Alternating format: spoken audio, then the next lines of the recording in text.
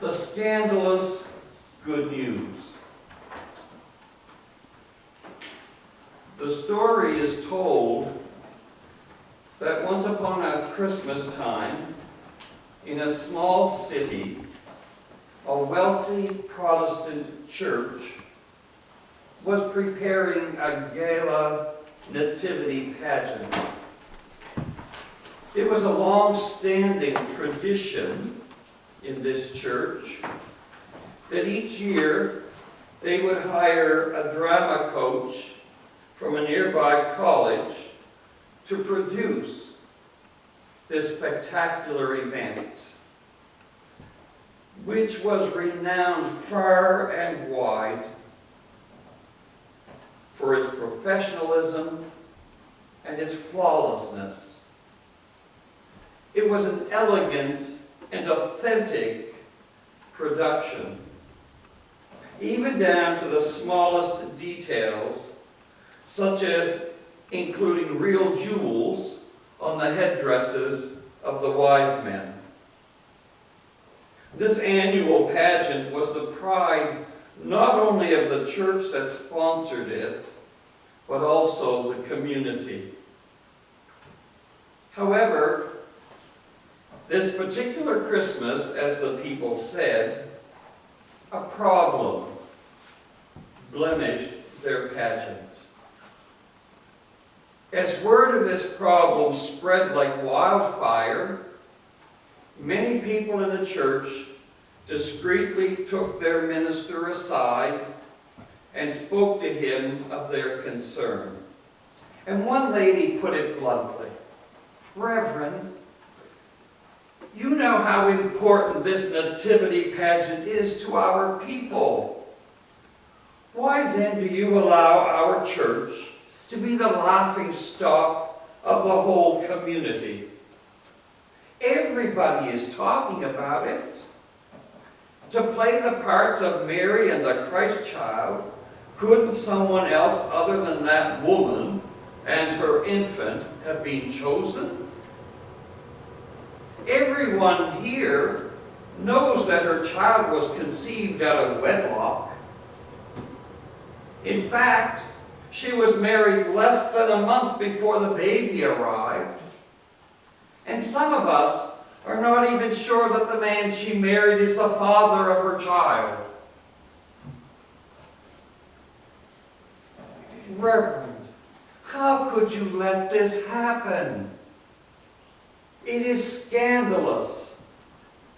And in our own church at Christmas time.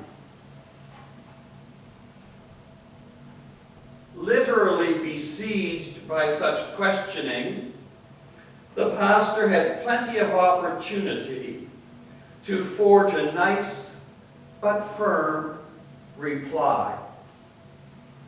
And he said to those who were offended by this choice of caste, if you would think carefully back to the first Christmas,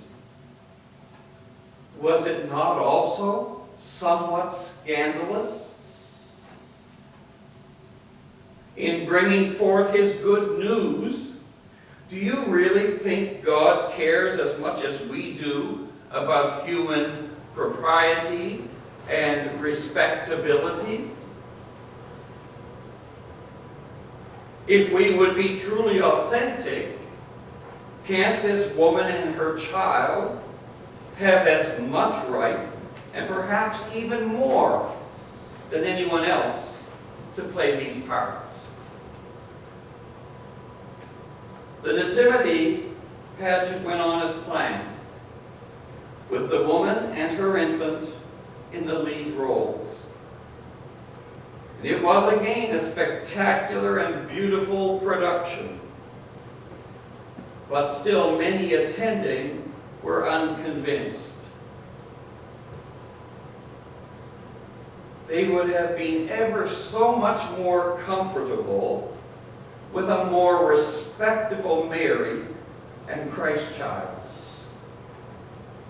As one man leaving the pageant said, shrugging his shoulders, "My Christmas will not be the same this year."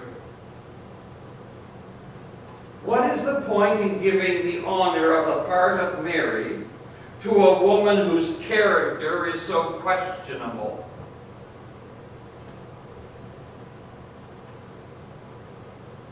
At Christmas time,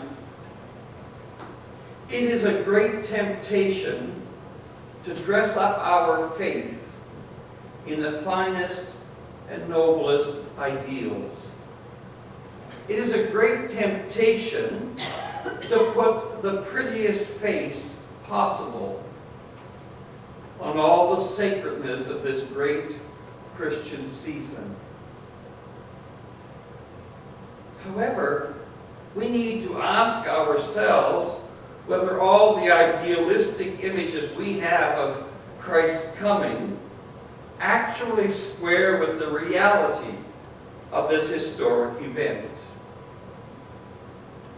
In dressing up our faith at Christmas time, do we sometimes ignore the real truths of the season, which come not from our wishful thinking, but rather from God?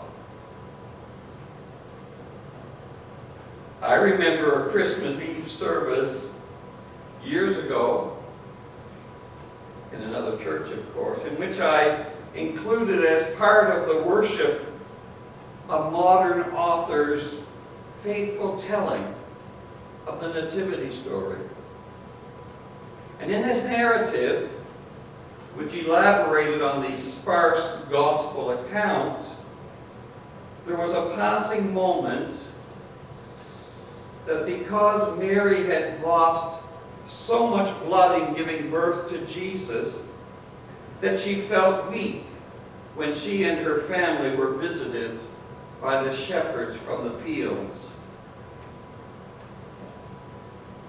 Now, after this service, I was told that a few people in the church were disgusted by even the mere mention of such a realistic detail. They preferred to focus on their own idealistic, superhuman images of the Nativity. It is a worthwhile observation that although traditional Christian orthodoxy has maintained that Jesus was immaculately conceived, never has it been a Christian doctrine that his actual birth was anything but human and natural. Yet our temptation is to make the Christmas story so pretty that we coat its godly reality with our own illusions of sweetness and respectability. There is no need to dwell on the natural human processes of Jesus' birth. But if we deny the occurrence of these processes, we are not only rewriting the scriptural Christmas story to suit ourselves, but we are also altering the significance of the good news that has come to us from God. In this case, if we deny the humanness of Jesus' actual birth, we go a long way toward denying the human aspect of Jesus' being, and consequently, the reality of his fleshly suffering on the cross. A reality that is indeed a crucial part of God's good news. Are you aware of the sense in which the Christmas good news from God is really scandalous? Consider the plight of the teenage girl Mary. She had been formally betrothed to Joseph, who reputedly was both an older man and a good man who observed the religious laws of his people. In the Hebrew custom of those days, it was required that a year separate the legal act of betrothal and the time when a woman would actually go to live with her husband, consummating their marriage. It was during this interim period of a year that Mary found herself pregnant. Now, as Matthew's gospel indicates, Joseph knew that Mary was not carrying his child. The gospel hints at the intense scandal of the predicament. And Joseph was greatly humiliated by the fact that his new young wife had already been an adulteress even before their marriage had begun. And so shamed, Joseph determined to divorce Mary quietly, to salvage whatever was left of his honor in this distasteful situation. Within Hebrew law, Joseph could have brought adultery charges against Mary. And Mary, as an adulteress, could be vilified in public and ultimately stoned for her great sin. Yet then, as the gospel tells us, an angel appeared to Joseph in a dream, and he was persuaded not to divorce Mary. The angel told Joseph, "Do not fear to take Mary home as your wife, for what is conceived in her is of the Holy Spirit. And she will bear a son, and you shall call his name Jesus, for he will save his people from their sins." And Joseph was persuaded by this dream, but surely we can imagine how perplexed he must have been. On one hand, he was disgraced by a scandal not of his own making. On the other hand, he was told that this scandal was a glorious act of God. Caught as if in a vice between two conflicting notions, Joseph, in his confusion, might well have wondered what kind of God would treat his honor so lightly. What kind of God would bring his own son into our world under such a moral cloud? Joseph might finally be able to reconcile himself to the seeming impropriety of this untimely birth. But what about the neighbors? What about the neighbors? As Mary became visibly pregnant, well before her proper time, would not their tongues begin to wag and their fingers count back the months? And once Jesus was born, would not these same neighbors discredit Jesus as being that boy whose parents were faithlessly immoral? Now, in self-defense against such busybodies, if Joseph had tried to explain that Mary was carrying God's son, and that he, Joseph, had no control over the timing, would anyone have taken him seriously?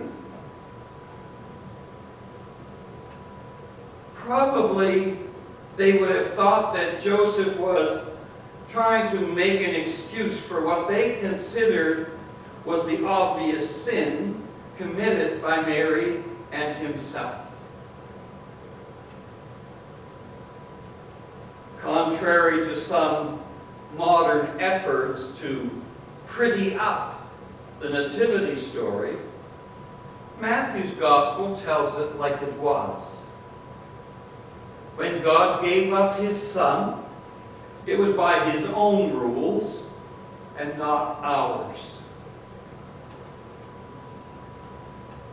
What the Hebrew people considered scandalous, according to their own customs, was in fact a part of God's will. In giving us his Son, God was more concerned with saving the world with his love than he was concerned with what the neighbors might say or think. The arrival of God's love in our world comes as a great surprise that breaks through our pieties and our time-honored customs. A corollary to this point is also found in our scripture this morning. Few people ever take the time to examine the long genealogy of Jesus that Matthew's gospel presents. Now we read 18 on. How many people sit and read those first 18 verses? I know I certainly don't. You do? Good for you. I'm really glad. And how much of it did you understand? Good for you. Well, we have two geniuses. So when I'm gone, you've got two filler-ins. I read it because I was afraid you were going to get me to read it. That was going to be the scripture today. Okay. Well, representing Joseph's side of Jesus' heritage, this genealogy goes back to the great King David. However, if you examine this genealogy closely, you will discover that it mentions only 4 women. Only 4 women. Tamar, Rahab, Ruth, and Bathsheba. It is significant that of these 4 women singled out by Matthew, at least 3 of them, by Jewish standards, had a certain amount of scandal associated with their names. Tracing Jesus' earthly paternal heritage back through such persons seems to be a part of Matthew's point that God will use whom he will to usher in his good news. In our modern day, we might be tempted to idealize Jesus' genealogy, whitewashing all the figures within it. And to do this is to miss the point that God did not come into a perfect world. He came to perfect the world with his love. We may want to identify the action of God's love with only the good, the honorable, and the seemingly unblemished people of our world.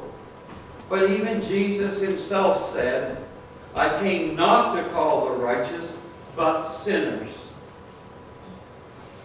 When God comes into our world, he does not stay pristinely aloof from our human frailties. Rather, he shares our common lot. He exposes himself to our frailties, that he might all the better love us where we need God's love the most. It is noteworthy how much of Jesus' adult ministry is foreshadowed in the Nativity story. For the good news of the adult Jesus was in many senses a scandalous good news.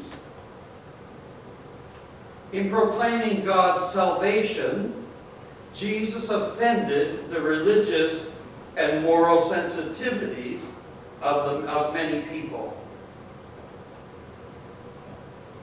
They were shocked not only by what Jesus said, but by what he did in the name of God's love.